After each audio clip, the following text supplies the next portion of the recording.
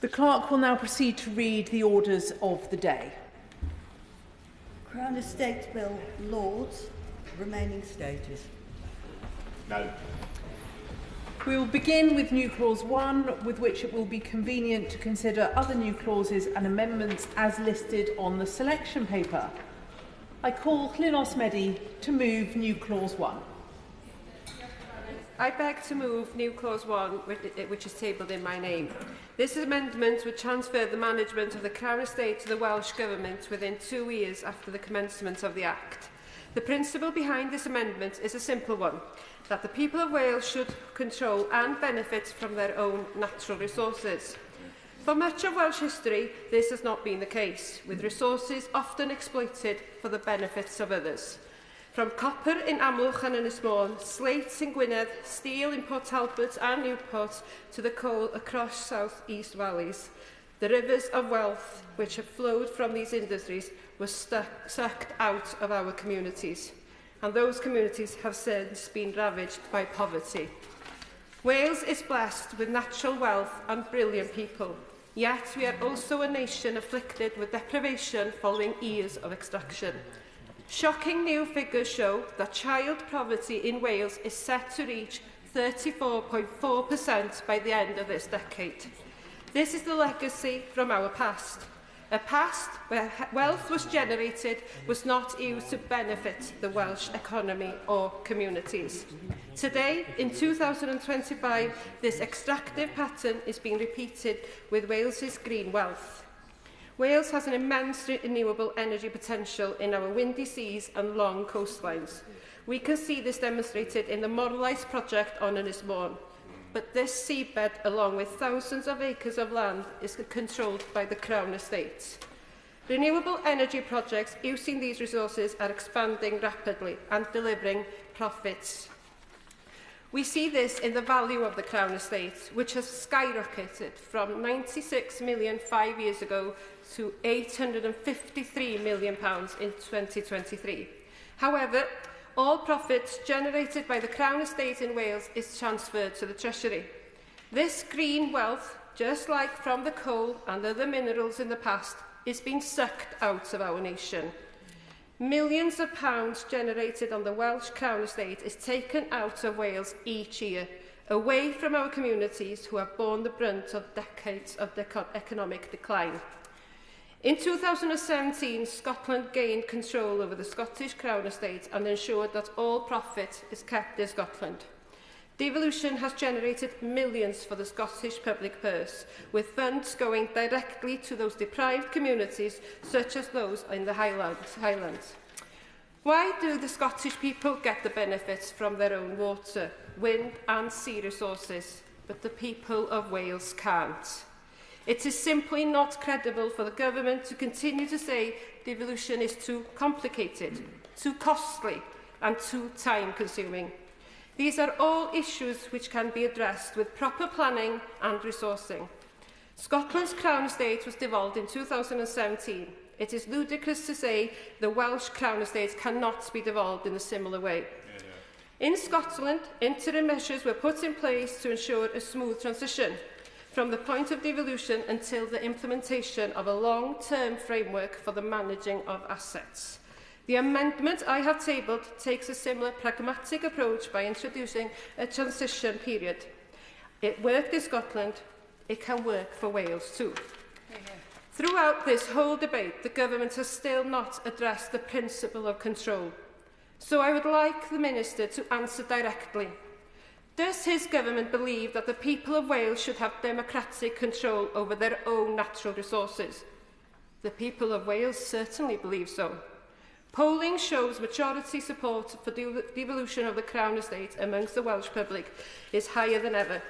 It's also supported by the Welsh Labour government, and the majority of councils in Wales have passed motions in support of devolution, with Wrexham Council doing just so last week, with support of the council's Labour group. More councils will follow suit, and we may very likely have all councils in Wales declaring support for devolution in the near future. There is a mandate from the right across Welsh society for devolution. Members of Parliament would do well to remember that they are here to serve and represent the people, and the people of Wales have clearly made their voice known on this matter. So in closing, I return to the principle which I outlined at the beginning of my speech. Do members of this House believe that the people of Wales, who after centuries of exploitation should finally be given the right to control and benefit from their own natural resources? If you believe in this principle, then I urge members to join me in the voting lobby. Yeah. Management of the Crown Estate in Wales. The question is that new clause 1 be read a second time. I call Henry Tufnell. Thank you, Madam Deputy Speaker. We currently find ourselves living in uncertain times, and as a nation, we face many challenges ahead. For one, there is Russia's invasion of Ukraine. The impact on our domestic energy prices has shown the extent of our reliance on the international oil and gas markets. Since 2022, gas prices for households across the country have spiked, and the cost of living continues to bite. Putin's boot is on our throat. Another challenge is the result of rapid deindustrialisation across the UK since the 1980s, with too much economic focus on London and the southeast of England. We've seen massive job losses at Port Talbot, we face uncertain future at Grangemouth, and we still bear the scars of the loss of the mining industry. Regional inequality is stark, and in my constituency of Mid and South Pembrokeshire, the rate of child poverty is steadily increasing. And of course, there is our climate crisis: wildfires in California, torrential rain in Spain, extreme heat waves and longer droughts. Even walking through the village of Angle in Pembrokeshire, with the local community council, the increase in frequency of flooding is all too easy to see, not to mention the damaging impact on both residents and farmers. Prior to the general election on the 4th of July, my right honourable friend, the Chancellor, set out her economic vision of securonomics, that we would make, sell and buy more in Britain.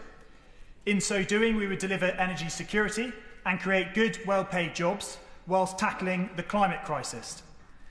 Madam Deputy Speaker, my colleagues and I sat on these government benches, stood together on that election manifesto, and now it is time to deliver.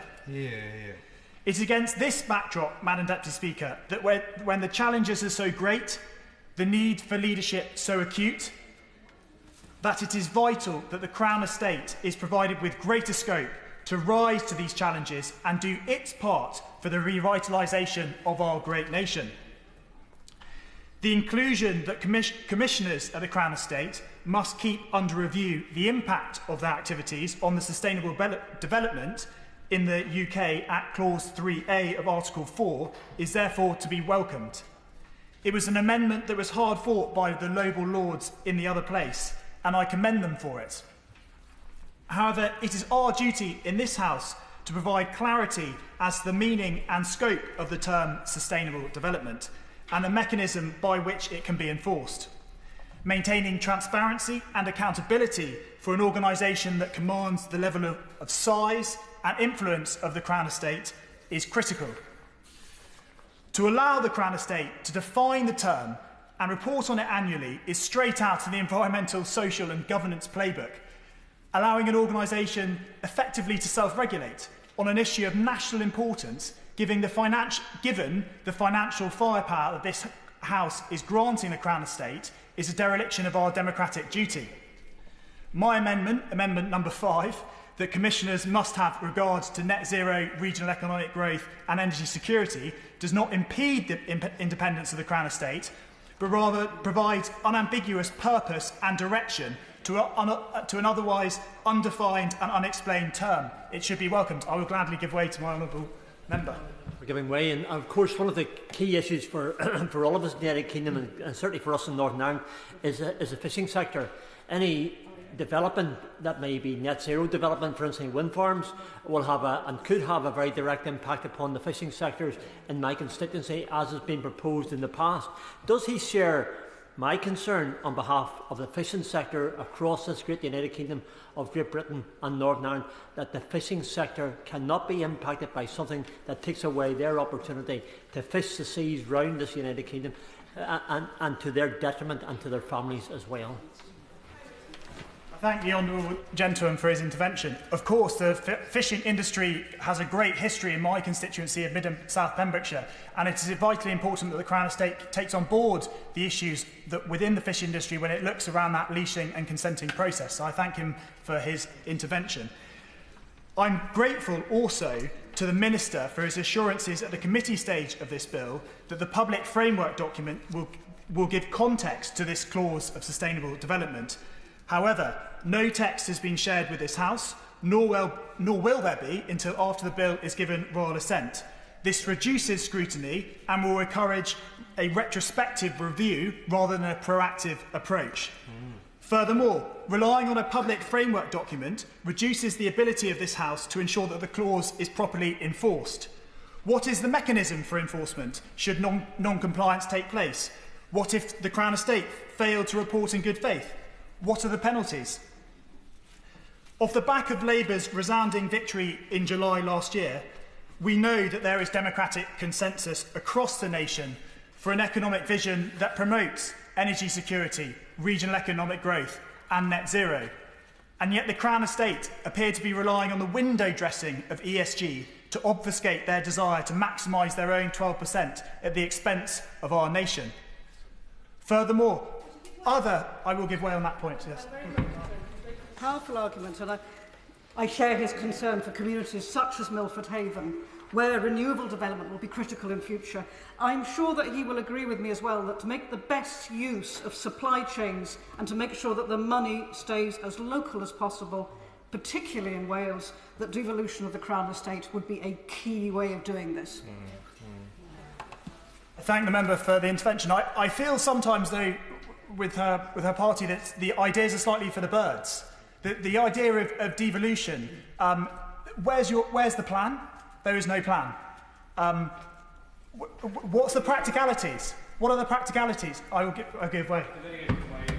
Friend and constituency neighbour, the plan is quite simple. We could look at what's happening at this very moment in Scotland. I thank the member for his intervention. The issue, though, is practicalities. Are you going to draw an artificial line? Is the member going to draw an artificial line in the Celtic Sea? What is the issue in respect of consenting? What does that do for the leasing rounds when certainty of investment for the private sector is so critical at this stage? Furthermore, if I may continue, other government agencies and departments do have to take account of this economic vision.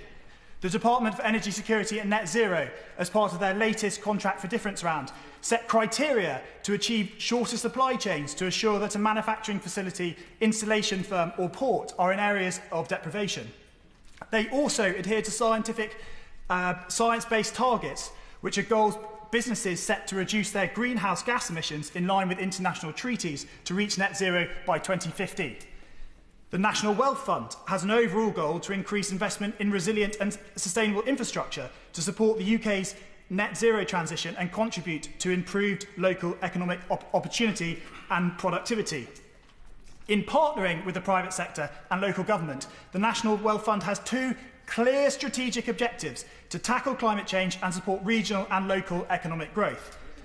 Great British Energy facilitates, encourages and participates in the production, distribution, storage and supply of clean energy, the reduction of greenhouse gas emissions, improvements in energy efficiency and measures for ensuring the security of the supply of energy.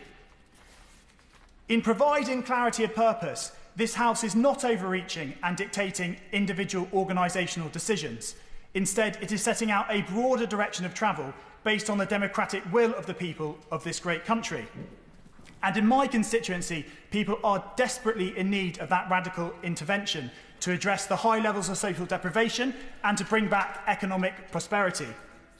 Madam Deputy Speaker, to be clear, I support this bill, but for this government to deliver on its election manifesto, the Crown Estate must be given a clear purpose and direction, which is directly aligned with the Prime Minister's plan for change. Thank you. I call Shadow Minister James Wilde.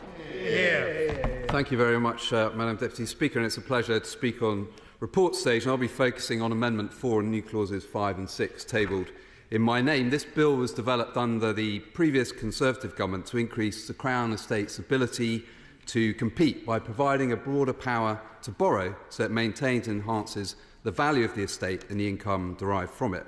And the assets managed by the Crown Estate, which total £15.5 billion, are not the property of the government, nor are they part of the sovereign's private estate.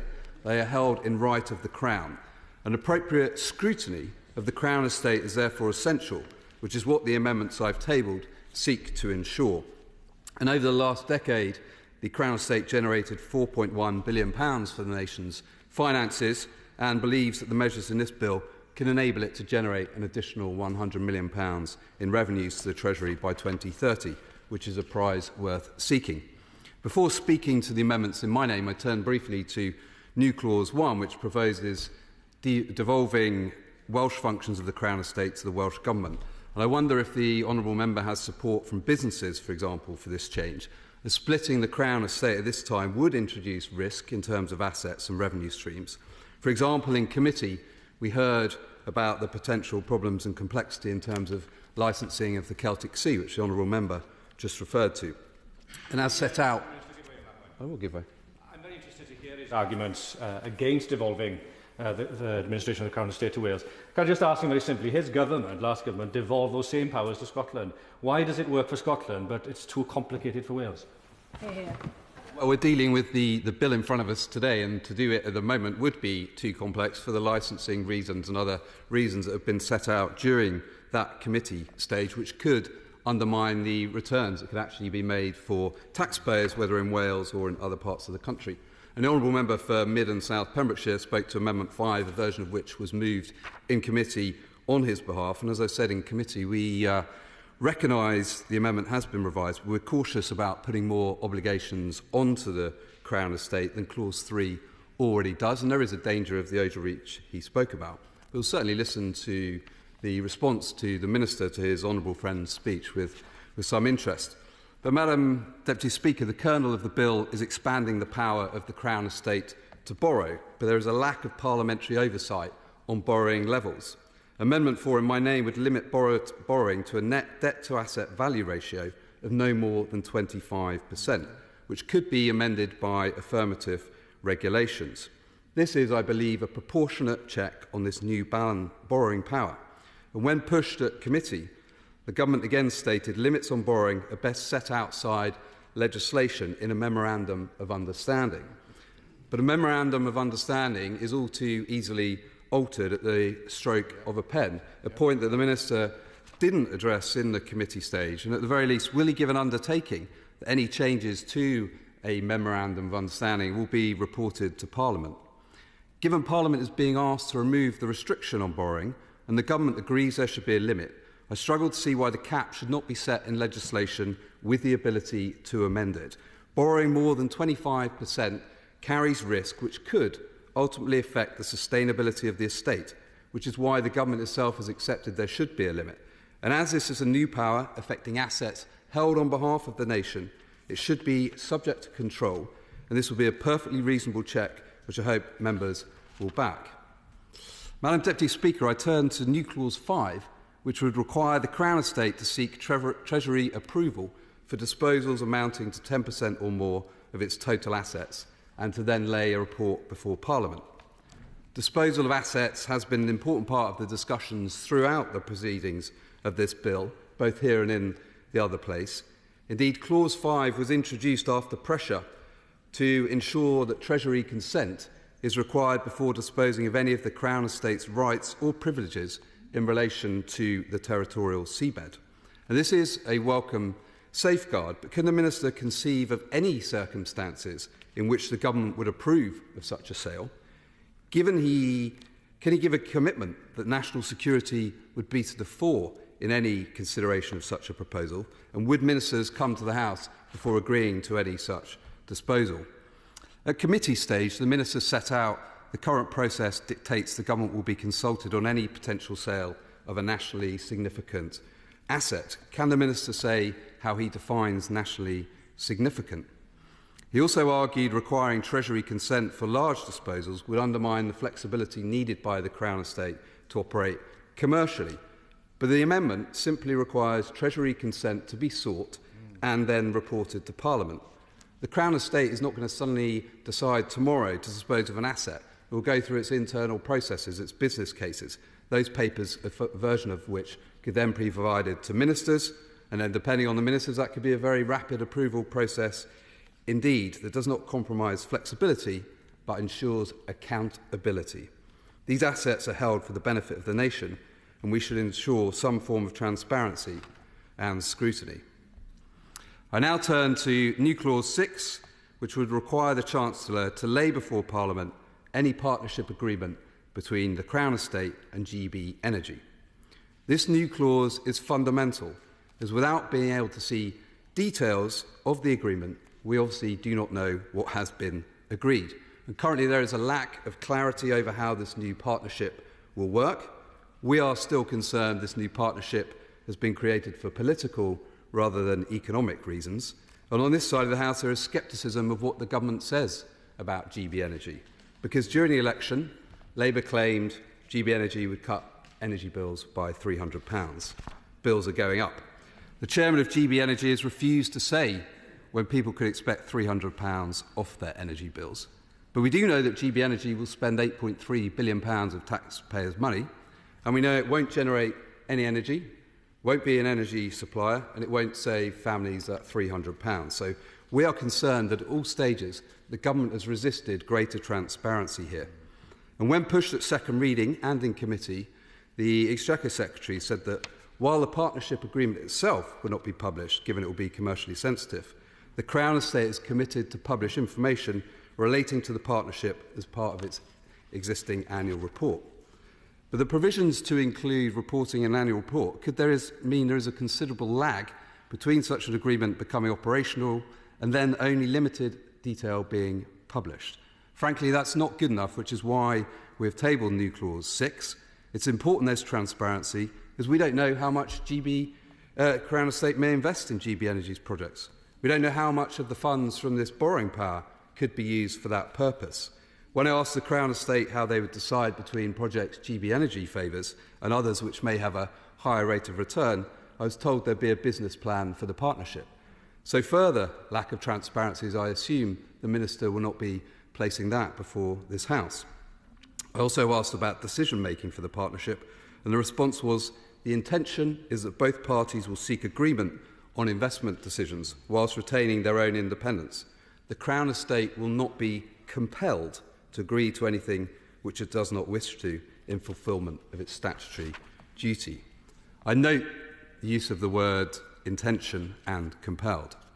There is a lingering concern that ministers may pressure GB Energy and the Crown Estate to invest in the Energy Secretary's pet projects. Clearly, the chairman of GB Energy is very close indeed to the Labour Party, and nominating a Labour Party donor as the nominated chairman of the Crown Estate adds to this. So publishing this agreement could actually help allay these concerns about the government's intentions. And if the Minister contends that the agreement, which does not yet exist, is too commercially sensitive, will he consider making a redacted version available? Equally, as I raised during the committee stage, would he consider providing the agreement to the Public Accounts Committee on a confidential basis? As a member of that committee previously, I know of the precedents for that, for example, in January 2018, when the Cabinet Office provided a risk register of strategic suppliers to government, a very sensitive document handled by that committee, but providing assurance on behalf of the House. So I remain concerned about political pressure being put on the Crown Estate and would urge members to support our new clause, which would simply require the Chancellor to lay the partnership agreement before Parliament. Madam Deputy Speaker, the Crown Estate Bill will deliver the modernisation the Crown Estate delivers, and the amendments we propose will ensure appropriate oversight and transparency as it delivers on its primary duty to maintain and enhance the value of the assets and the return for taxpayers. Thank you. I call Matt Rodda. Thank you, Madam Deputy Speaker, and it's a pleasure to contribute this evening. I'd like to speak in favour of the bill and address some of the proposed amendments, although there probably isn't time to address all of them. Turning first to the substance of the bill, I do believe this is a very important and necessary step to help the government to take speedy action to tackle the climate emergency and also to help ensure energy security at this time. Madam Deputy Speaker, the bill modernises the management of the Crown Estate, as we've heard. Now, the Crown Estate is potentially a sleeping giant of green energy provision. The estate is responsible for vast amounts of coastal land and seabed, which have enormous potential to deliver wind power and other renewables. And tackling the climate emergency, as was said earlier, is a significant challenge, but it is achievable. We do need, however, to step up to this challenge, and the bill today is part of a wider transformation of government policy to do exactly that. The bill, as we heard in the previous stage, is urgently needed because while the Crown Estate has enormous potential, the rules governing the management of the estate are unduly restrictive. For example, the 1961 bill, which governs the estate's management of its resources, sets out rules which would now be deemed to be inappropriate for holding very large cash balances, and it makes it difficult for the Crown Estate to work with private investors to develop new wind energy and to transmit this urgently needed new power to the grid. So, Madam Deputy Speaker, there is a clear need for these measures, and I hope that after sufficient debate, it is now time for the bill to make further progress. I would like to support the front bench by turning briefly to some of the new clauses and amendments which have been proposed, and just to discuss some of them and to point out some of the errors inherent in them. So, for example, addressing the new clauses, new clause 5 seeks Treasury approval for the disposal of more than 10% of the Crown Estate's assets. This would clearly reduce flexibility for the Crown Estates in managing its estate and its business. New clause 6 requires the Chancellor to lay any partnership agreement between the Crown Estate and GB Energy before Parliament. However, as we've heard earlier, partnership agreements are normally commercially sensitive, and there could be a risk to further business if this was carried out. Madam Deputy Speaker, in the time available to me, I would like to turn briefly to the amendments as well. So, for example, Amendment 3 also is misconstrued, in my opinion. This requires the Commissioners to assess the adequacy of protections against coastal erosion in areas affected by their offshore activities. However, the UK already has a whole series of dedicated statutory bodies in each of the devolved administrations which are tasked with exactly this activity. Equally, Amendment 5 also, in my opinion, is unnecessary. When reviewing the impact of sustainable development, when reviewing the impact of its work, the amendment would ask the Crown Estates to consider the impact on both net zero targets, regional economic development and energy security. However, it's clear that the whole bill is intended to tackle the challenge of addressing and eventually reaching net zero, and referencing specific targets risks further complicating what is already an important bill which has had some considerable discussion at committee stage. So in conclusion, as my right honourable friend the Chief Secretary said earlier in the progress of the bill, this is an important bill. It's a measure to help the UK achieve our climate targets, and it's a significant step forward in helping us retain energy security. So I do hope now it's time for the whole House to support this bill. Thank you, Madam Deputy Speaker. I call Liberal Democrat spokesperson Pippa Heylings. Thank you, Madam Deputy Speaker. I extend my thanks to colleagues in the other place, the Public Bill Office staff and those in this House who served on the Bill Committee. Their efforts have been invaluable in scrutinising and refining this bill. I support this bill. However, the Liberal Democrat amendments today seek to ensure that this bill delivers for both people and the planet.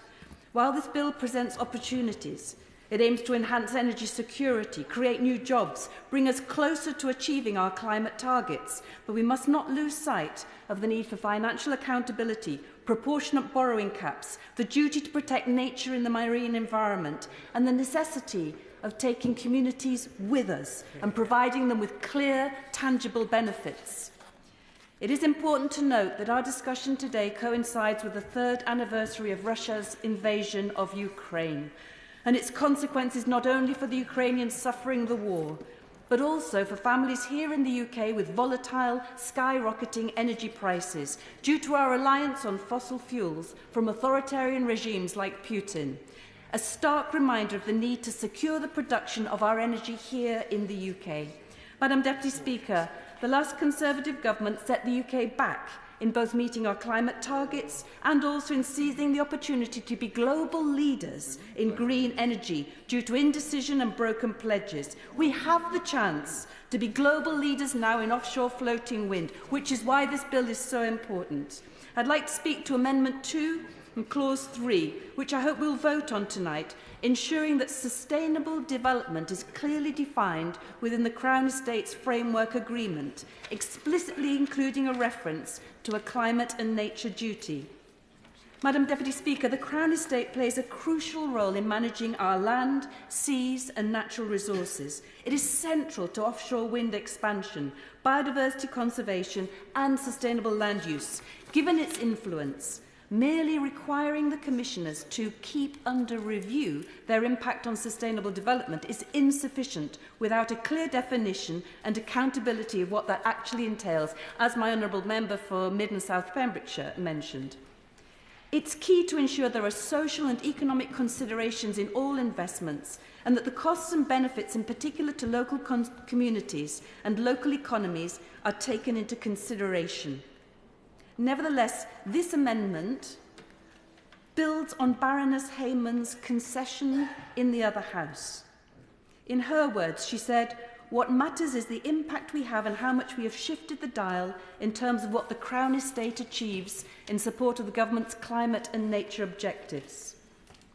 By clearly defining sustainable development within the Crown Estate's Framework Agreement, this amendment establishes a benchmark for accountability in line with existing legislation. In contrast to my Honourable Member for Mid and South Pembrokeshire, this amendment around that duty mentions nature too, but it also builds on the agreements in the other House.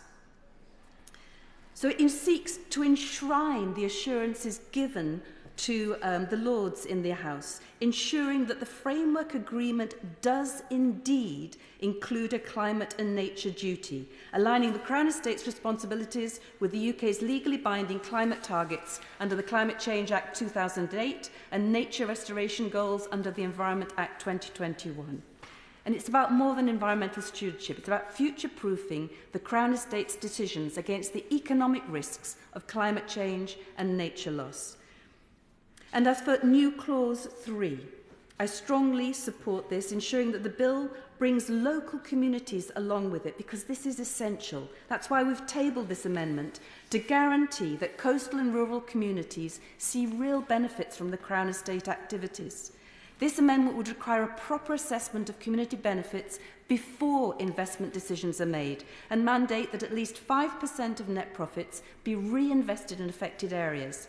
Coastal communities need to see both jobs and a fair financial return from large-scale developments around them and off their shores.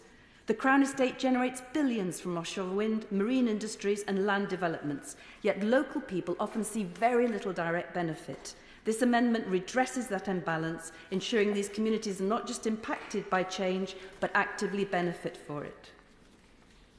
It's about fairness and economic regeneration. If the Government is serious about levelling up, it should back this amendment, ensuring the Crown Estate's success is shared by all, not just a privileged few.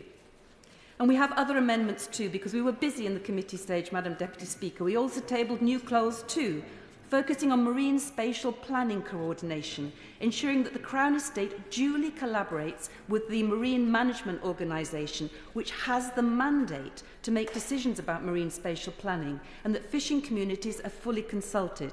This aligns with the work that's been going on for years as Liberal Democrats calling for comprehensive land and sea use frameworks to resolve conflicts, determine priorities and improve coordination. With growing pressures from offshore wind, marine conservation, fishing, tourism, decision-making must be joined up. Marine plans balance economic, environmental and social interests, so the Crown Estate must work closely with DEFRA's Marine Spatial Prioritisation Framework, the MMO's expertise, as well as other relevant consultees such as Heritage. The Government's amendment requiring ministerial approval for seabed sales is an important and positive step, recognising its national importance. However, it highlights this broader need for transparency and oversight in marine planning. This amendment seeks to avoid potential conflicts of interest in prioritising and decision-making arising from the Crown Estate's new borrowing and investment powers. Madam Deputy Speaker, members may have noticed a theme running through our amendments, ensuring that local communities both benefit and have a real say in the decisions that will affect them as a result of this bill. That's why we've also tabled new Clause 4. While the appointment of commissioners for Wales, England and Northern Ireland is a positive step, Wales still lacks the legal and financial control over the Crown Estate that Scotland enjoys. We must ensure that Welsh communities stand to benefit from the changes introduced by this bill. So, Madam Deputy Speaker, I hope the Government and the Opposition will join the Liberal Democrats in supporting Amendment 2 to ensure that sustainable development within the Crown Estates Framework Agreement is clearly defined and includes a climate and nature duty. This bill presents a triumph of opportunity. It can enhance energy security, create jobs and bring us closer to achieving our net zero targets. But we cannot afford to lose sight of the need for financial accountability, the duty to protect nature and the need to ensure that all communities are included in this crucial journey to net zero. I call Sureena Brackenridge. Thank you, Madam Deputy Speaker. This bill isn't just about numbers on a spreadsheet, ultimately for my constituents. It's about jobs, it's about opportunities, and it's about a better future for places like Wolverhampton North East. Right now, the Crown Estate is held back by outdated rules that limit its ability to invest. It's forced to sell assets just to raise capital. That's not sustainable, and it's stopping us from reaching our full potential. Now, this bill changes the game, giving the Crown Estate the power to borrow, invest and back long-term projects that deliver real benefits for our communities. And Wolverhampton North East is ready to seize those opportunities. With our forthcoming Green Innovation Corridor, world-class manufacturing industry and a skilled workforce known for their true graft, we are perfectly placed to drive the UK's green economy. This bill means more funding for renewable energy, more investment in advanced manufacturing and more demand for the products we make right here in Wolverhampton and Willenhall. More investment means more jobs, more apprenticeships and more chances for young people to get the skills that they need to build a career in the industries for the future. Whether it's engineering, fabrication or high-tech manufacturing, this bill will help us build more, make more and sell more right here in Wolverhampton and Willenhall in the heart of the Black Country. The unprecedented £60 billion partnership between Great British Energy and the Crown Estate will supercharge offshore wind development, creating huge opportunities for our local businesses. This isn't just about turbines on land or at sea, and we know that Wolverhampton and Willenhall aren't geographically suitable for offshore wind, but it's about the supply chains, the manufacturing, the innovation that we can drive right here in towns and cities like Wolverhampton and Willenhall. Will my honourable friend give way? I will, thank you. I thank my honourable friend for giving way. Just this morning, the CBI has said that Britain's net zero economy is booming. The sector is growing 3 times faster than the overall UK economy. The average salary in the net zero sector is £5,600 higher than the national average, and productivity in this sector is nearly 40% higher than in the wider economy. Will my honourable friend agree with me that this is an industrial opportunity for this country that we cannot afford to ignore, and that this bill helps us to realise this opportunity and makes it more achievable? Thank you. I do absolutely agree, and this is an example of how this government will react and respond to, obviously, the changing world that we live in. But this bill is about backing British industry, investing in local communities and making sure that places like Wolverhampton North East lead the way in the UK's future success. I will. Thank my honourable friend for giving way. Does my honourable friend agree with me that removing these outdated restrictions on the Crown Estate will allow greater return for the public purse and benefit all constituencies across the country, including her Wolverhampton constituency, but also my constituency of Harlow? Yes. And I must agree that we do, based on the makeup of our constituencies, we do come from a different angle to other members that have raised very important points in this House earlier on in the debate. But for us, it's about jobs, it's about apprenticeships, and it's about our local economy. So I back this bill, and I hope that the House will join me too. I call Steff Aquarone.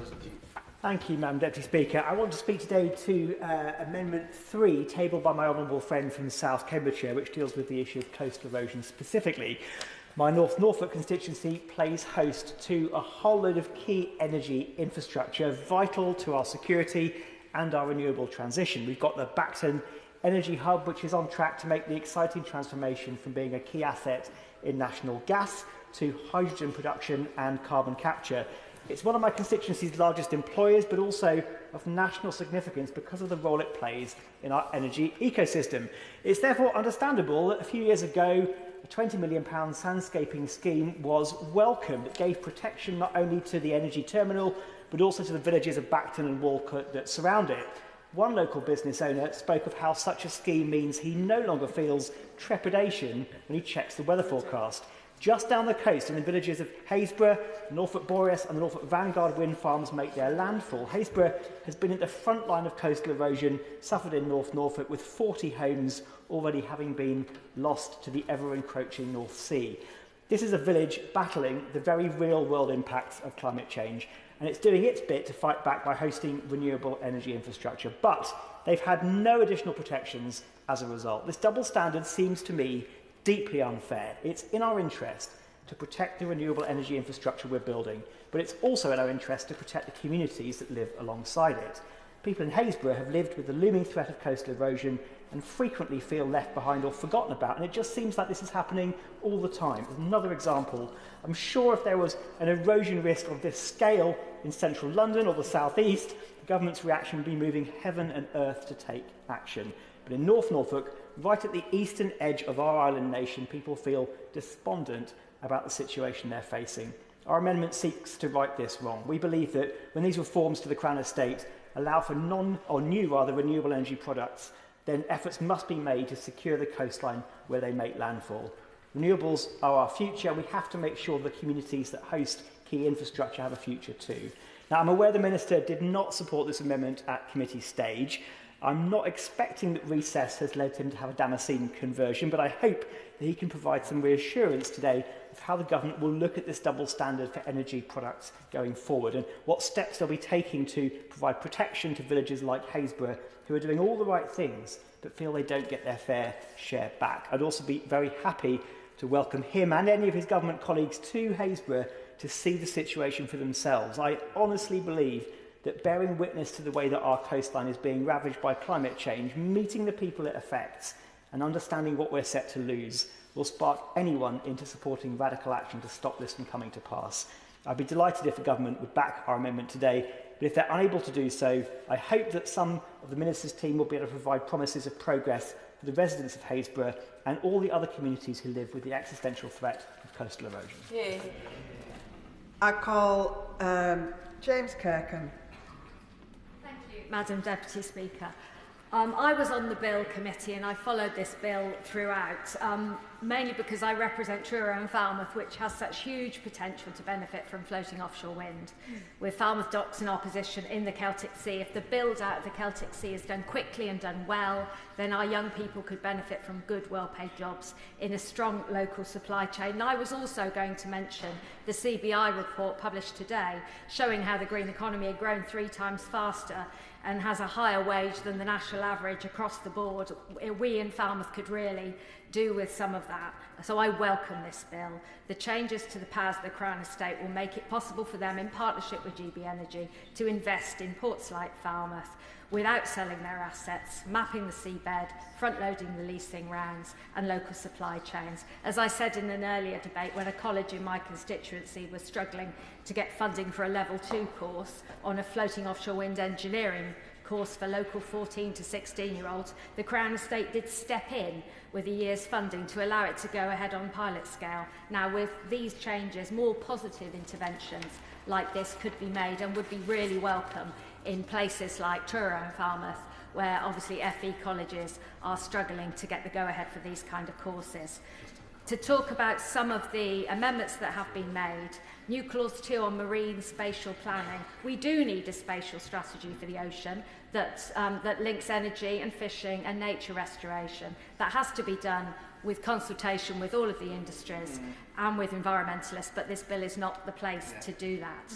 New clause 3, community benefits. Communities will benefit so much from the economic boost that this bill will enable. Training and education, good jobs, supply chains and investment in our ports.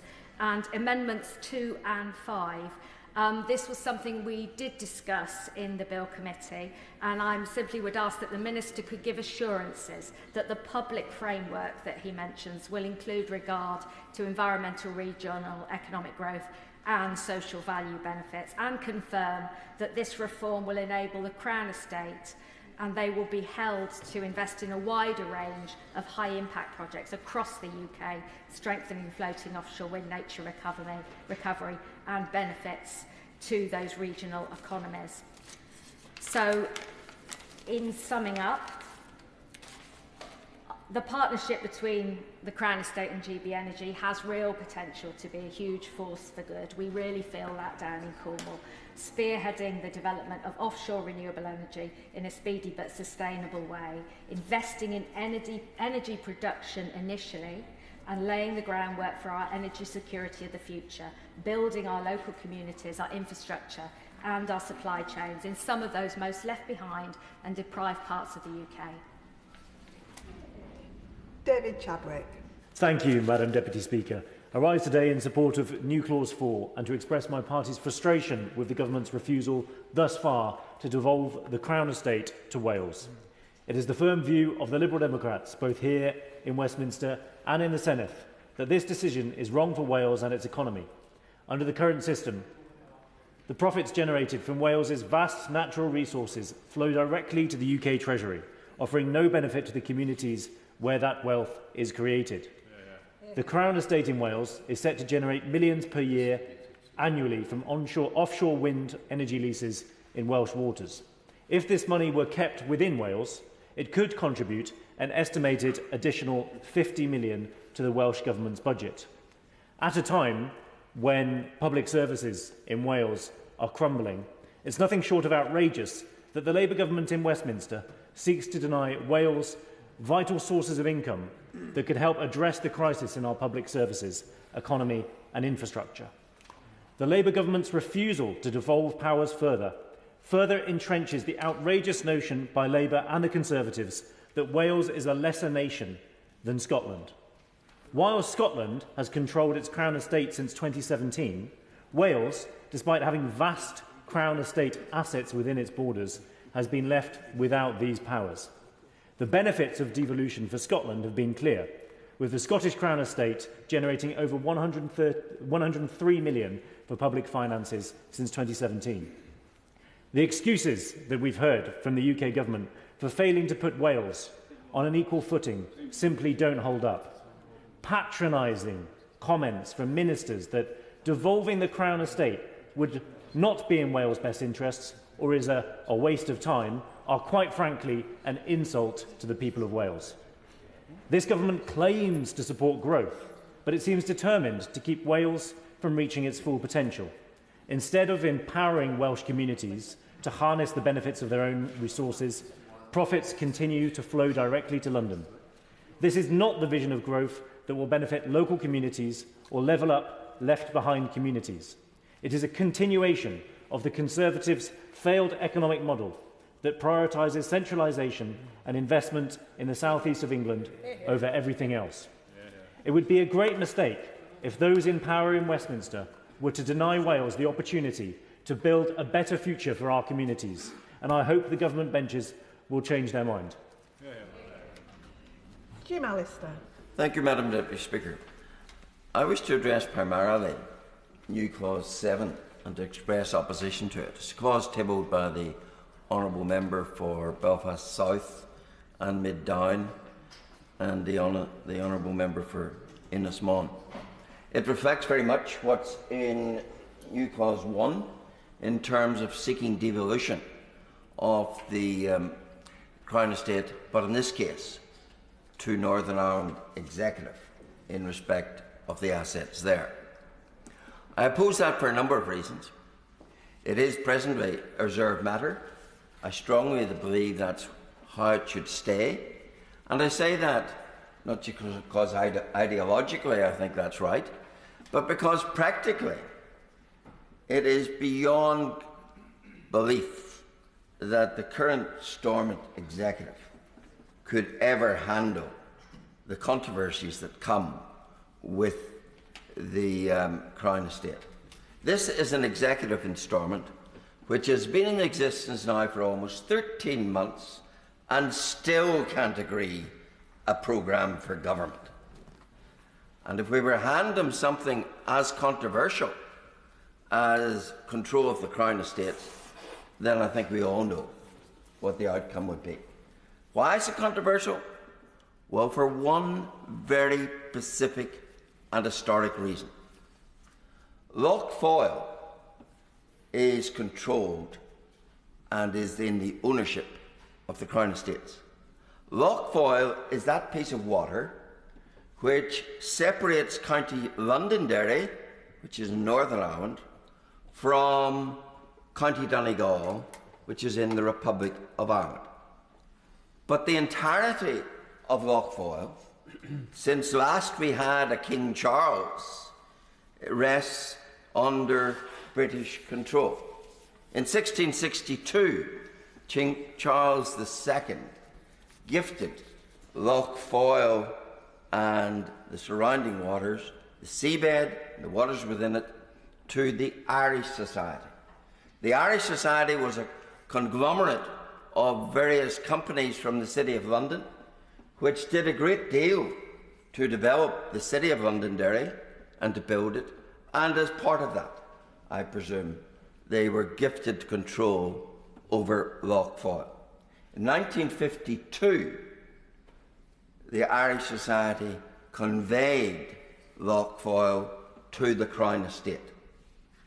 So we have a situation where a divided executive in Northern Ireland would be hopelessly incapable of resolving the issues which flow from the somewhat controversial aspect of the entirety of Loch Foyle, right up to the coastline of County Donegal, being properly, legally, and in perpetuity in the control of the Crown Estate. And therefore, for the good management of that, for the uncontroversial continuance of it being able to be developed, I think it would be disastrous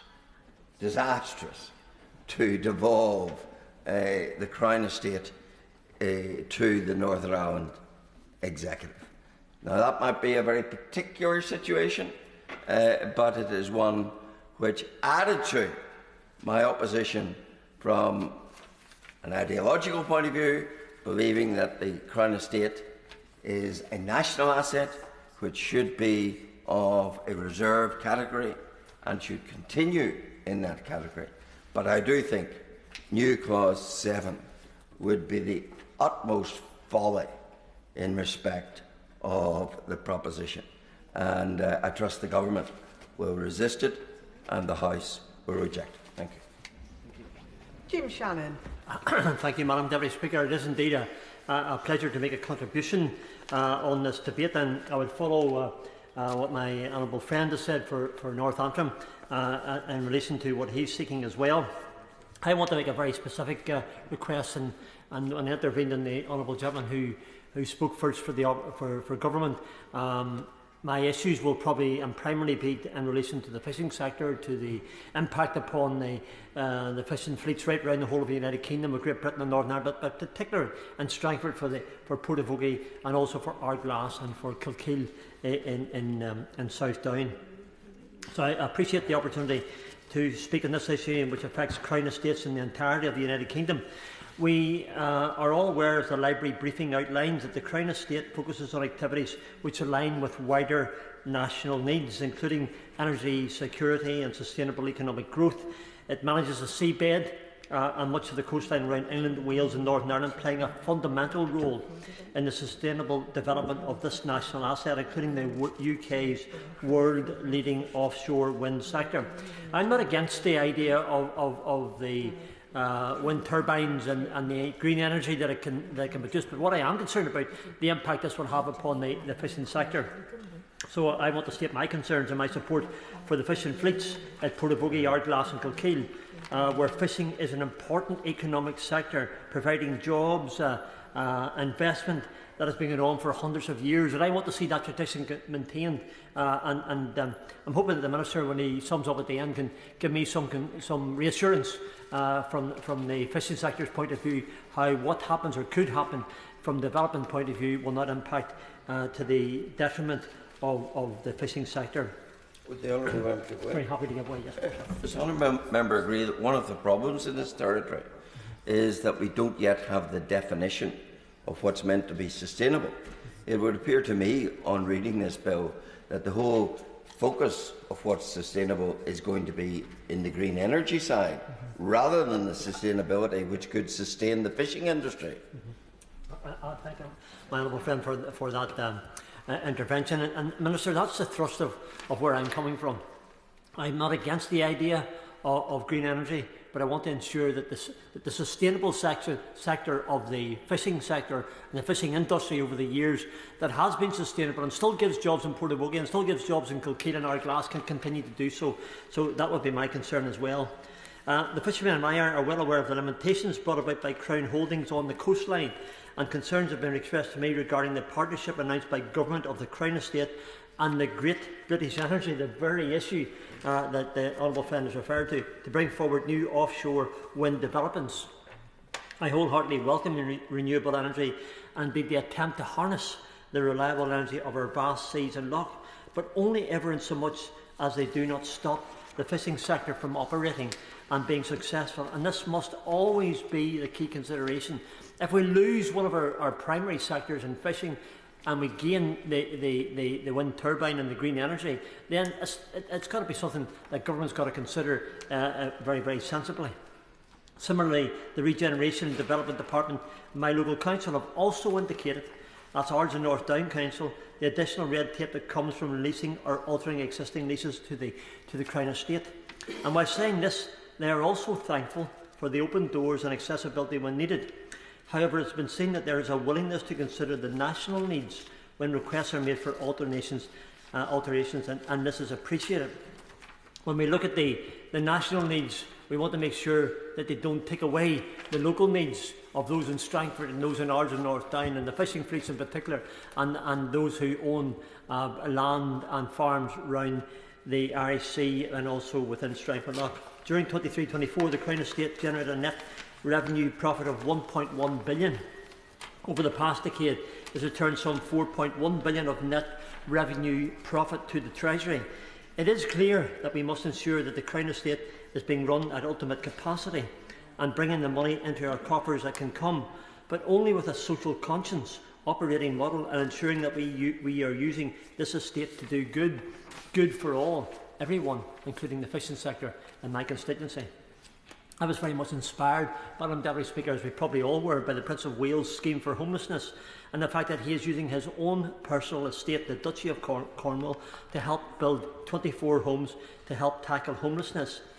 The construction of the first homes in Nasleden in the UK are due to be completed in autumn 2025, and this good work being carried out by the Crown itself should inspire us all to ensure that the Crown Estate, entrusted to be operated by the Prime Minister appointed team, must similarly be attempting this impact as well where it can for the better good. My understanding is that this bill will broaden the scope of activities that the Crown Estate can undertake to support the delivery of its core purpose across net zero, nature recovery, economic growth, that's the fishing sector, and others, and generating returns to the public purse, but also enable the Crown Estate to invest in capital-intensive projects more effectively. If this is the case, Madam Deputy Speaker, then I can support it as long as we remember that the obligations to existing businesses and partnerships, such as fishing sector, industrial sector and others, and I welcome the Commissioner appointed to have an eye towards and over Northern Ireland. Can the Minister just reassure me, as a member for Strangford, another member for Antrim as well, and others who will impact it, that elected representatives can have direct contact and discussion with the appointed Commissioner, and will the Commissioner be available in relation to any fishing sector issues that come to my attention or the attention of others, members for Northern Ireland? I welcome the progression of the Crown Estate and recognise the benefit that would come with improvement, but none of this can come on the back of the existing relationships. So I'd ask the Minister for that assurance. Minister, you're an honourable man, we know that. You set out to help us and reassure us, and many things, I have to say there hasn't been too much reassurance lately, just for the record. But to say this, I do seek assurance in relation to this issue for my fishing sector in Strangford, and for those in South Down, where the representative, the Member of Parliament for that constituency, doesn't even attend here. So I find myself with the duty to work and support on behalf of the fishing fleets in Ardglass and Kilkeel as well. They're all in the boat together, to use a pun, and we all need that help. So, Minister, reassure us in relation to that there, and you perhaps maybe be going the right way to reassuring the fishing sector who aren't just quite sure yet what's happening. Thank you. Minister James Murray. Thank you very much, Madam Deputy Speaker, and I would like to begin by thanking all honourable members who've made contributions to the debate today and provided further detail about their amendments and their concerns. I would also like to start, Madam Deputy Speaker, by making clear that the Government has carefully considered all amendments throughout the passage of this bill. Where we have agreed with the intent behind given amendments, we've worked hard to find an appropriate way forward. This is evidenced by the changes made in this House to ensure there are appropriate protections for our seabed. As a result of changes made to the bill, the Crown Estate will now be required to seek the approval of the Treasury for any permanent disposal of the seabed, and I thank the opposition for their constructive debate on that matter. Alongside this, further changes made in the other place have also helped to strengthen the bill. This includes changes to require the appointment of commissioners with special responsibility for giving advice about England, Wales and Northern Ireland, a reporting requirement in respect of activities with Great British Energy, and a requirement relating to sustainable development. It is in that spirit that I have considered the amendments for debate today. First, I thank the honourable member for Ynys for tabling new clause 1, which would require that within 2 years of the day on which the Act commences, the Treasury must have completed a transfer of the responsibility of the management of the Crown Estate in Wales to the Welsh Government. It would allow the Treasury, by regulations, to make provision about the transfer relating to reserved matters as necessary, and would require it to make provision to ensure that the employment of any person in Crown employment is not adversely affected by the transfer of responsibility. I also thank the honourable member for South Cambridgeshire for tabling new clause 4, which her colleague also spoke to. This would require the Treasury to set out a scheme to transfer all existing Welsh functions of the Crown Estate Commissioners to Welsh ministers or a person nominated by Welsh ministers. The Welsh functions would consist of the property, rights or interests in land in Wales and rights in relation to the Welsh zone. Madam Deputy Speaker, as I set out at the committee stage, the Government believes there is greater benefit for the people of Wales and the wider United Kingdom in retaining the Crown Estate's current form. The new clause would most likely require the creation of a new entity to take on the management of the Crown Estate in Wales, which, by definition, would not benefit from the Crown Estate's current substantial capability, capital and systems abilities. It would further fragment the UK energy market by adding an additional entity, and as a consequence, it would risk damaging international investor confidence in UK renewables. It would also risk disrupting the national energy system operators' grid connectivity reform, which is taking a whole systems approach to the planning of generation and network infrastructure. These reforms aim to create a more efficient system and reduce the waiting times for generation projects to connect to the grid. I'm grateful to the Minister for outlining some of his concerns about the possibility of devolving Crown Estate to the Welsh Government. He's listed a number of concerns there.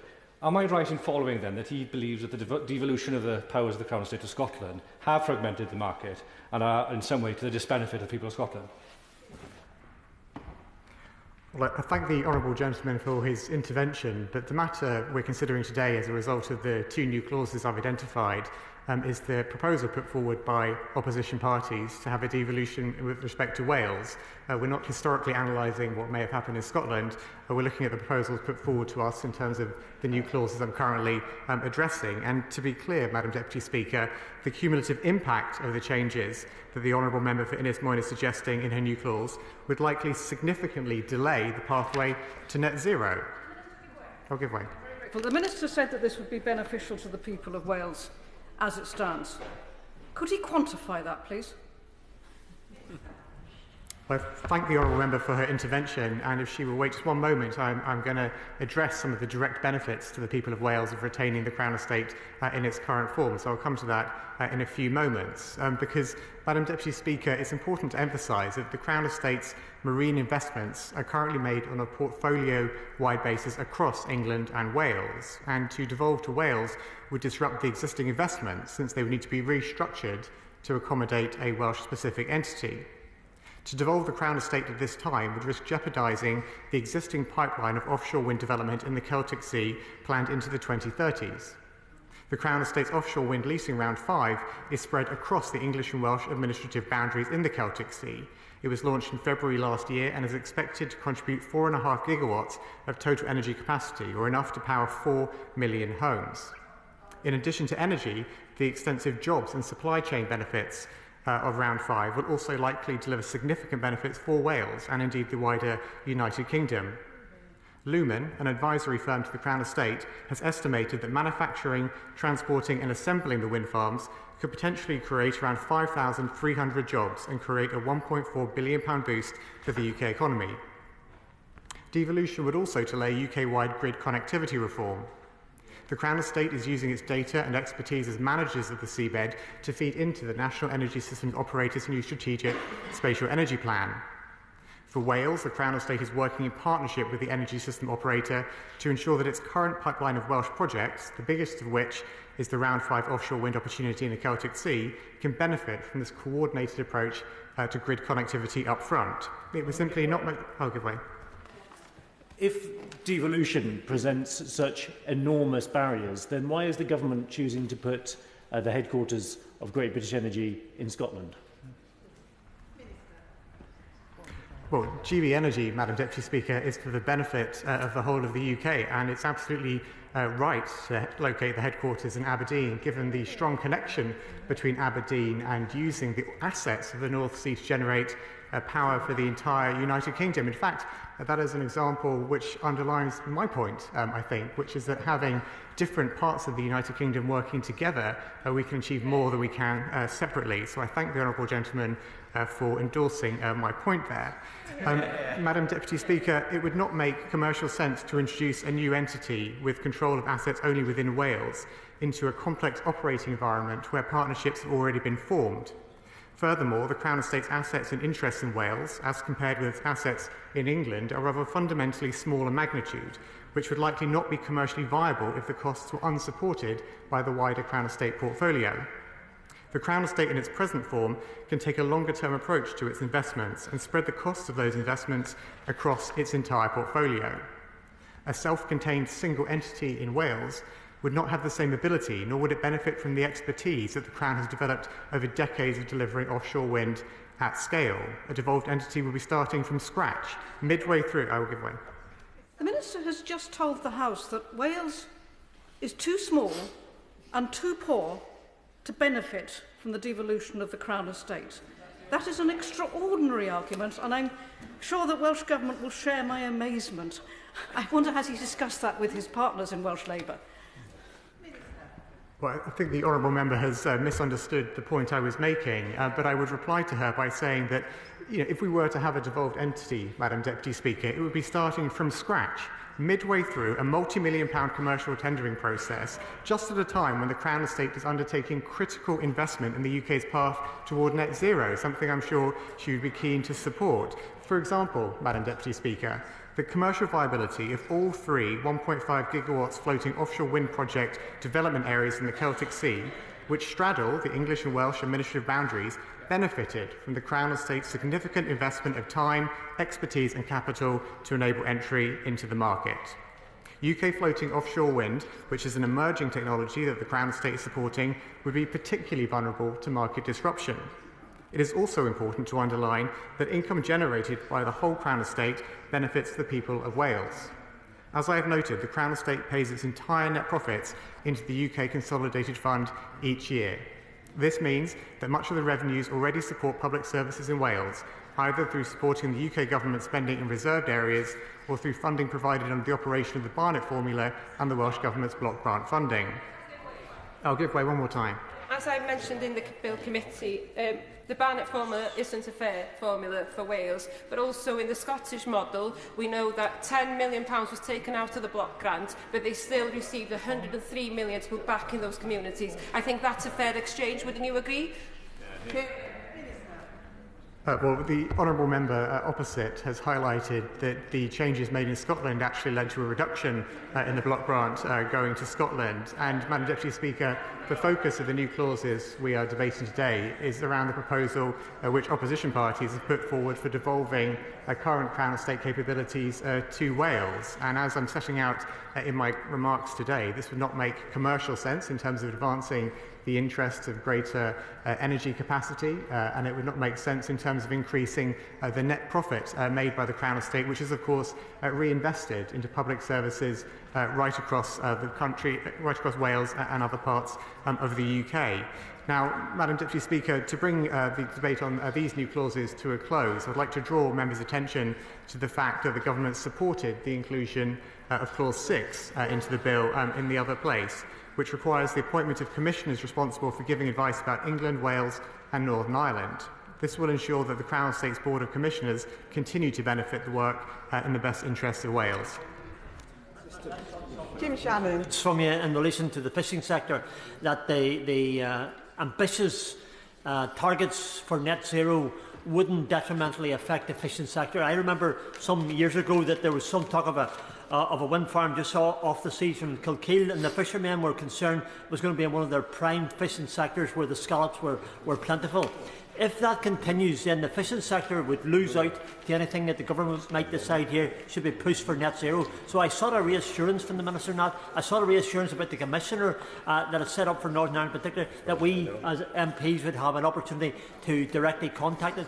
Minister, very specifically, I want the assurance, if you don't mind, in relation to the fishing sector for Northern Ireland, as for Portavogie, for Ardglass and Kilkeel. Thank you.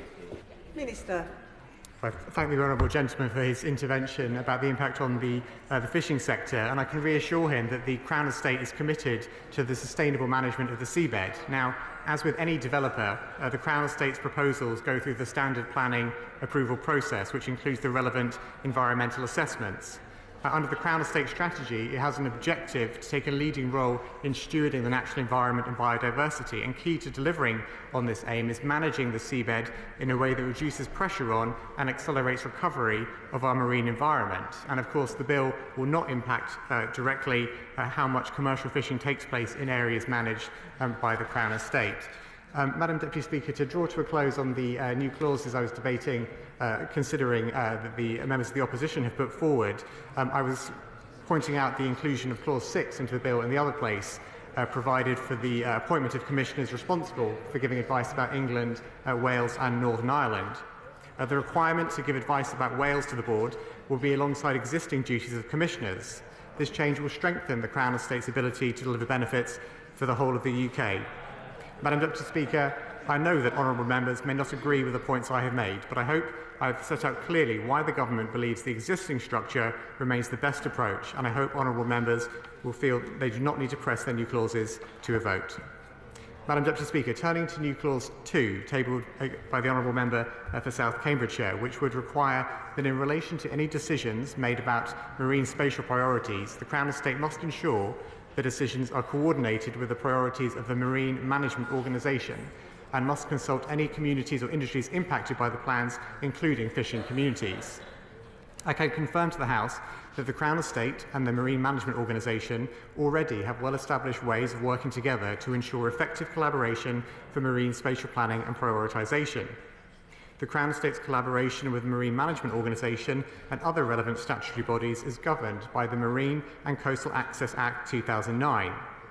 This Act establishes the framework for marine planning and licensing in the UK, and it requires the Crown Estate to have regard to marine policy documents, such as marine plans, in its decision-making. The work of the Crown Estate is also governed by the Habitat Regulations, which require them to conduct plan-level habitat regulation assessments for leasing and licensing activities. Furthermore, the Crown Estate and the Marine Management Organisation jointly agreed a Statement of Intent in 2020, which is reviewed periodically to provide a focus on priorities and opportunities for alignment. This Statement of Intent complements a Memorandum of Understanding agreed in February 2011, which sets out a framework to encourage cooperation between parties in relation to the sustainable development of the seabed and rights managed by the Crown Estate. Yes. I understand we won't be taking this amendment to the vote, but I would like to seek reassurances that given the new investment and borrowing powers, this does change the context for that Memorandum of Understanding of 2020, and perhaps we could seek the possibility of a new Memorandum of Understanding between the two parties, the Marine Management Organisation and the Crown Estate. Well, I thank the honourable member for her intervention there. And as I said, the Crown Estate and the Marine Management Organisation, they enjoyed the Statement of Intent in 2020, and it's reviewed periodically to provide focus on priorities and opportunities for alignment. So hopefully that may provide the opportunity for it to be reviewed in due course to ensure it meets the aims that we all need it to in the current day. Madam Deputy Speaker, in addition to the Crown Estate's relationship with the Marine Management Organisation, there are also various regulatory requirements on developers who lease areas of the seabed from the Crown Estate to engage with the Marine Management Organisation themselves. Those include requirements through marine licensing. Developers must obtain marine licenses from the Marine Management Organisation for activities that could impact on the marine environment. That process involves consultation with statutory bodies and adherence to marine plan policies. Now, as part of a marine licence application, developers must also conduct environmental impact assessments for projects that could significantly alter the environment, and that includes consultation with the Marine Management Organisation and other relevant authorities. Developers are furthermore encouraged to engage with local communities, statutory bodies and other stakeholders throughout the planning and development process to address concerns and to ensure compliance with marine plans. I welcome the Honourable Member for South Cambridgeshire indicating that she feels able to withdraw her amendment, and I hope I've gone some way to addressing some of the points she raised in connection with it. I'll now turn to New Clause 3, which has also been tabled by the Honourable Member for South Cambridgeshire.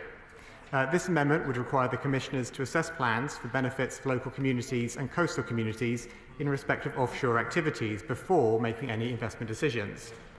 It would also require the Commissioners to transfer at least 5% of the Crown Estate's net profit to local communities impacted by its activities. Now, as I set out at the committee stage, Madam Deputy Speaker, local communities benefit from onshore and offshore developments in the form of economic benefits that such development bring, for example, through job creation and increased business for local suppliers. Local communities will also benefit in the long term as the country transitions away from volatile fossil fuel markets toward clean, domestically produced power, which will enhance Britain's energy independence and security. As I highlighted at committee, the Crown Estate has specifically designed the leasing process for their offshore wind leasing Round 5 in the Celtic Sea in such a way that developers must make commitments to deliver social and environmental value. Tender bidders are required to think about how the developments can encourage healthier, more resilient and more prosperous communities, creating lasting benefits which extend beyond the lifetime of wind farm leases. These commitments will be monitored, reported on and enforced throughout the lifetime of the relevant Round 5 developments. As I've also previously laid out, the Crown Estate is committed to proactively working with local communities and partners to enable employment and skills opportunities. As I mentioned at the committee stage of this bill, the Crown Estate have invested £50 million through the Supply Chain Accelerator to stimulate green jobs and develop a green skills pipeline. They are supporting development in the skills we need for the future through measures that range from a GCSE in engineering skills for offshore wind, seed funded by the Crown Estate and developed with Cornwall College, to a post-16 destination renewables course with Pembrokeshire College. They are also partnering with the employment charity Workwhile to create green construction apprenticeships. The Crown Estate already works closely with communities, charities, businesses and the government to ensure that its skills initiatives are sensitive to market demands and emerging technologies. Whilst I respect the concerns reflected in this amendment, the government considers it important that the Crown Estate retains flexibility in how its skills initiatives are funded and delivered. This enables it to contribute to skills training in the best possible way, while still and importantly not conflicting with its statutory duty to maintain and enhance the value of the estate. On that basis, I hope the honourable member feels able to withdraw her amendment. I will now turn to new clause 5, which seeks to limit the ability of the Crown Estate to dispose of assets without Treasury approval by requiring the Crown Estate to seek consent for disposals of assets totalling 10% or more of its total assets in a single year. It would also require the Chancellor to lay a report before Parliament within 28 days of being notified of disposals above this threshold. Madam Deputy Speaker, as the Government has set out, both in the recent Public Bill Committee and in the other place, it is the Government's view that imposing a limit on disposals would undermine the flexibility needed to enable the Crown Estate to operate commercially and meet its core duties under the Act. It is important to emphasise that the bill is not intended to materially alter the independence of the Crown Estate. Requiring the Treasury to approve the Crown Estate's ordinary business transactions, which may well be caught by this amendment, would encroach on the independence of the Crown Estate, and this is inconsistent with the Government's vision of the Crown Estate. The honourable member has concerns that the Crown Estate could choose to sell off critical or significant assets. It is a point he raised at committee. I would like to reassure the House that there are already strong safeguards in place to ensure that the Crown Estate maintains and enhances the estate. The first, Madam Deputy Speaker, is a legislative safeguard, namely the statutory duty of the Crown Estate to maintain and enhance the value of the estate and the returns obtained from it, whilst having due regard to the requirements of good management. These are set out in the 1961 Act, and they will remain unchanged by the Bill. The second is a requirement set out in the framework document which governs the relationship between the Treasury and the Crown Estate. The framework document is clear that the Crown Estate should inform the Treasury of any matters concerning spending, income or finance that are novel, contentious or repercussive. It is the Government's view that this captures any proposed sales of nationally significant assets, which I know the Shadow Minister raised. I recognise the Shadow Minister may not agree, but I hope he understands the Government's position on this matter and as a result feels able to withdraw his amendment.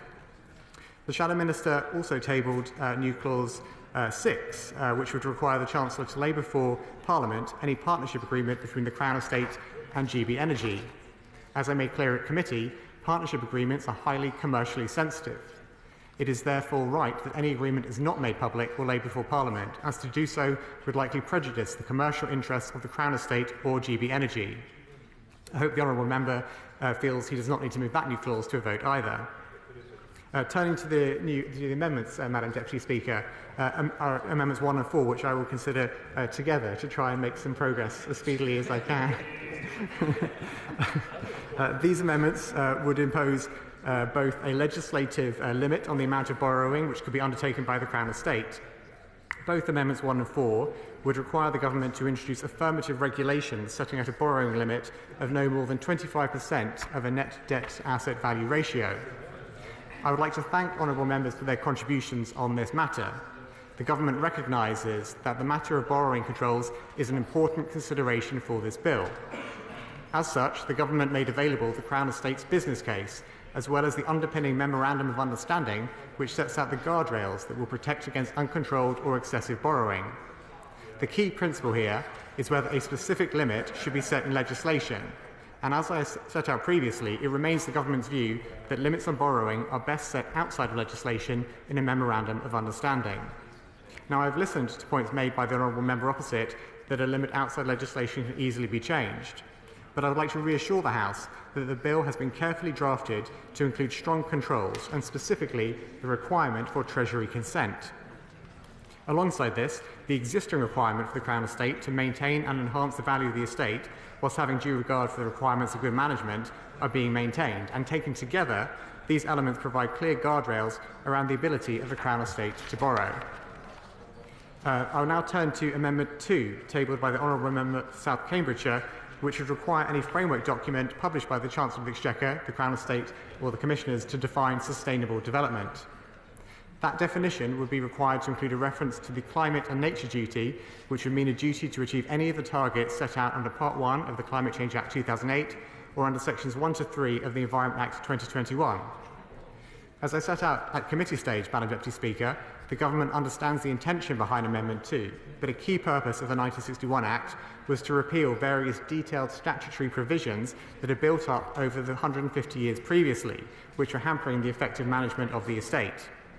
By focusing the Commissioner's duties on enhancing the estate's value and the returns generated, the Commissioners have a clear objective for which they can be held to account.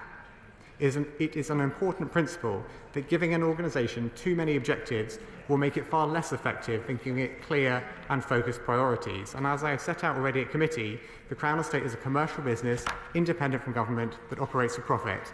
That mandate is unchanged by this bill. Madam Deputy Speaker, I'm getting vibes from the whip that I should maybe... that I should... no, more? I may not respond as fully as I had hoped to some of the remaining amendments, but I will address one final amendment because I know it matters to several members behind me who have spoken to it. This is Amendment 5, tabled by my honourable friend for Mid and South Pembrokeshire, which would require the Commissioners, when keeping the impact of their activities under review with respect to Clause 3, to have regard to the UK's net zero targets, regional economic growth and resilience of energy security. Now, I thank my honourable friend for the discussions that he and I had on this topic, both before the committee and the last week. A version of this amendment was debated in the committee stage of this bill, and I would particularly like to thank my honourable friends on that committee, the members for Truro and Falmouth, St Austell and Newquay, and Camborne and Redruth, for engaging with me on this matter and for setting out so clearly what is important to them in the constituencies they represent. Whilst I understand the sentiment behind my honourable friend's amendment, it is perhaps helpful to set out the context behind Clause 3 to which this amendment relates. That clause was supported by the Government in the other place, as it sought to clarify and enhance the accountability of the Crown Estate to deliver on environmental, social and economic outcomes. Clause 3 will require the Commissioners to keep under review the impact of their activities on the achievement of sustainable development in the United Kingdom. I must emphasise, Madam Deputy Speaker, that the public framework document, which governs the relationship between the Crown Estate and the Treasury, will be updated in light of this clause and will include a definition of sustainable development, as I set out several times. The Crown Estate will also continue to include information on their activities in their annual report, which is laid before Parliament. The Government's intention throughout the passage of this bill has been to ensure the bill can stand the test of time without the need for regular updates, and that is why, in part, the term sustainable development was adopted. Madam Deputy Speaker, I hope I've been able to address some of the concerns that honourable members raised in today's debate, though I regret I was not able to address all of the amendments in quite the level of detail I had hoped. As I made clear earlier in my remarks, the Government has carefully considered all amendments throughout the passage of this bill, and I hope honourable members will understand the approach we are taking. I thank my honourable friends from Reading Central, Wolverhampton North East, Harlow and Rushcliffe for powerfully setting out the benefits of the Crown Estate and measures in this bill will provide to people in their constituencies and across the country. And I hope all honourable members will understand the approach we are taking. They will support our targeted and measured changes to ensure the Crown Estate is able to operate independently, commercially and in the national interest.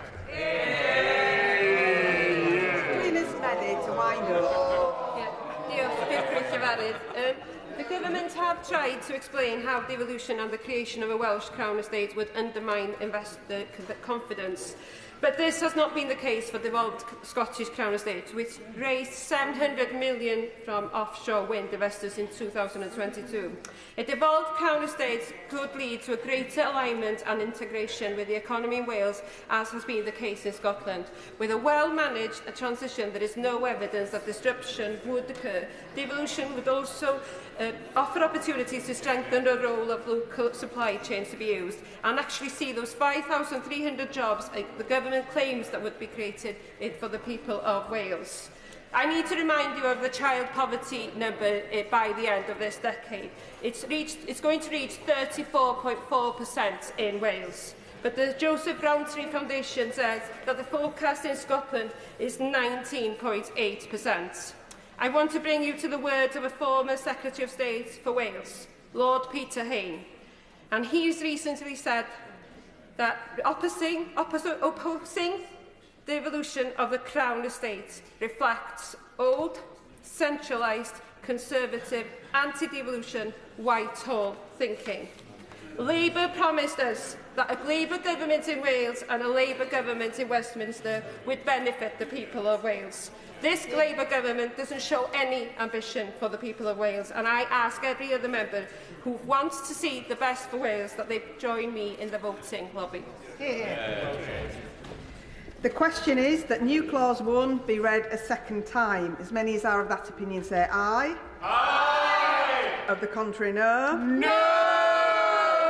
Division, clear the lobby.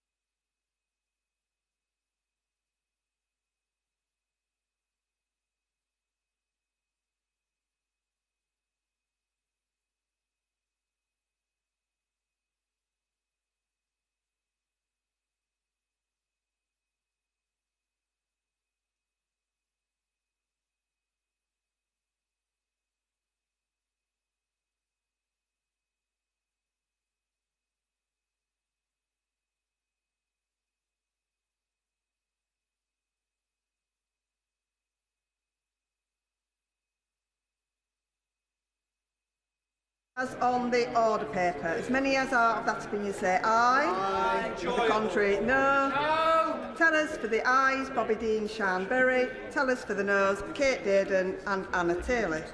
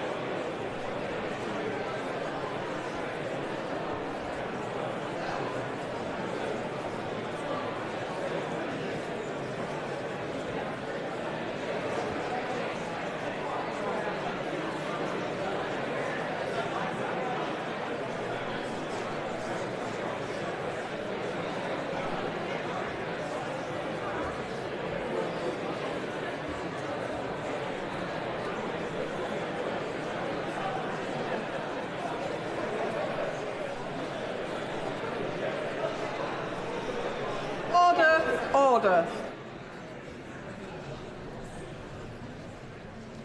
The ayes to the right, 59. The noes to the left, 316.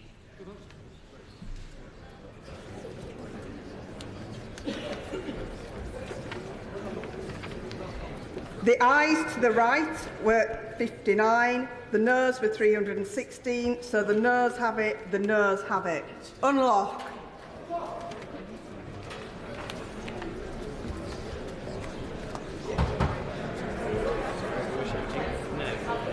New Clause 6 has been selected for separate decision. I call James Wilde to move New Clause 6 formally. Move formally.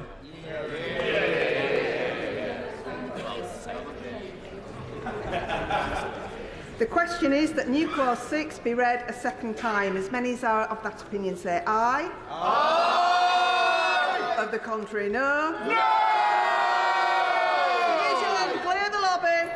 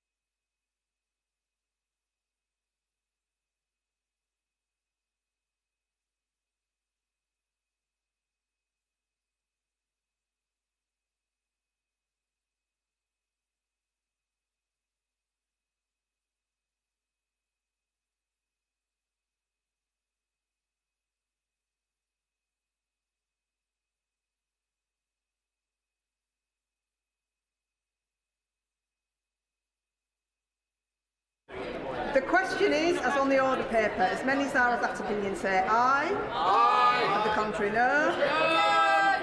Tellers for the ayes, Jerome Mayhew, Sir Ashley Fox. Tellers for the noes, Kate Gaydon, Anna Turley.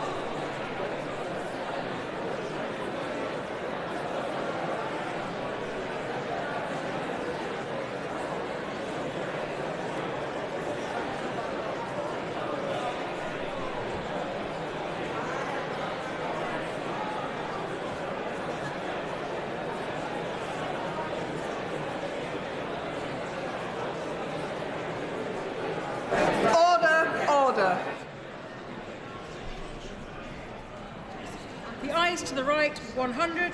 The noes to the left, 312.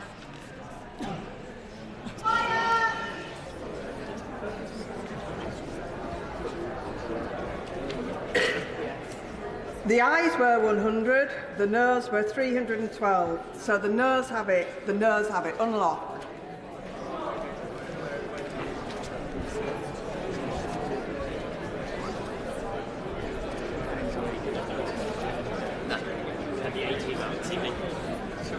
Amendment 4 has been selected for separate decision. I call James Wilde to move formally. Move formally.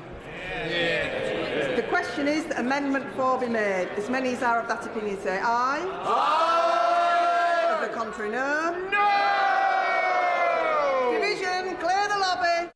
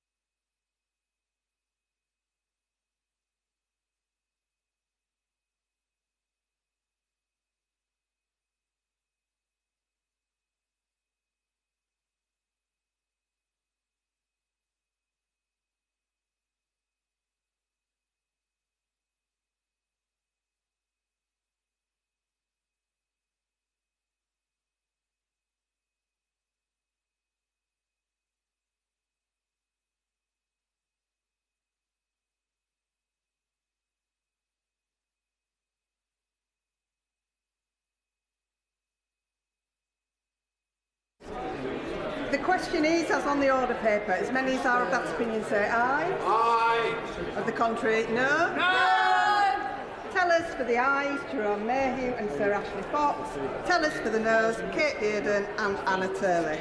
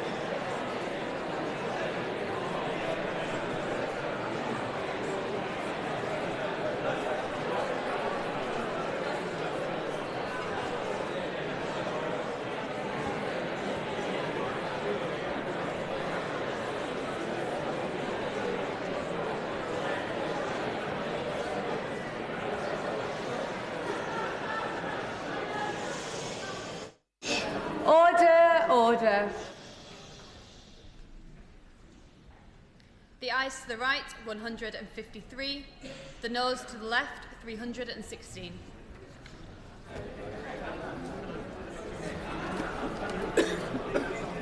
The ayes to the right, 153. The noes to the left, 316. So the noes have it. The noes have it. Unlock.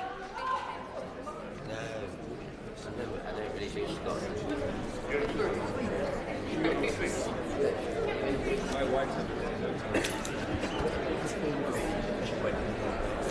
Amendment 2 has been selected for separate decision. I call Pippa Heylings to move the amendment formally. Formally. The question is that Amendment 2 be made. As many as that opinion say aye. Aye. Of the contrary, no. No. Petition, clear the lobby.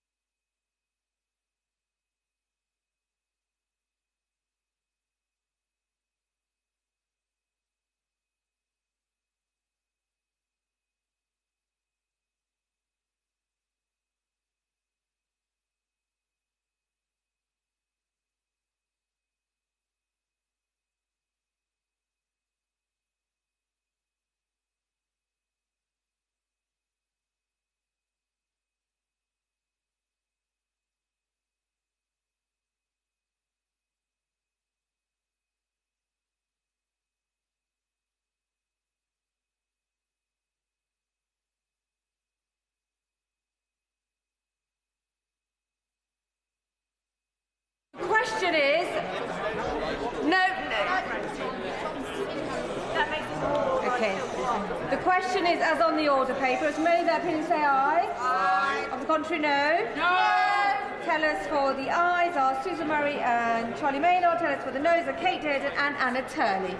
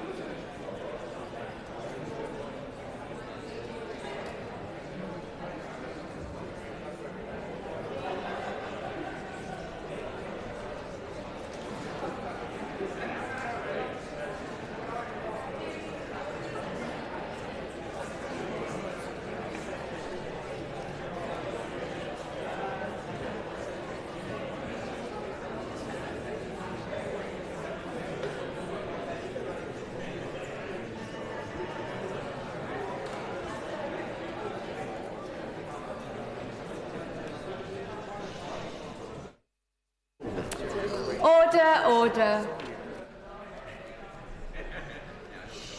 The ayes to the right, 61. The noes to the left, 316.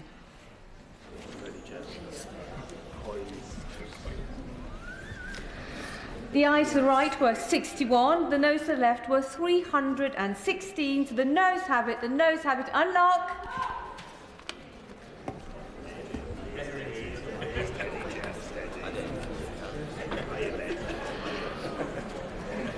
Consideration completed. Third reading. Now.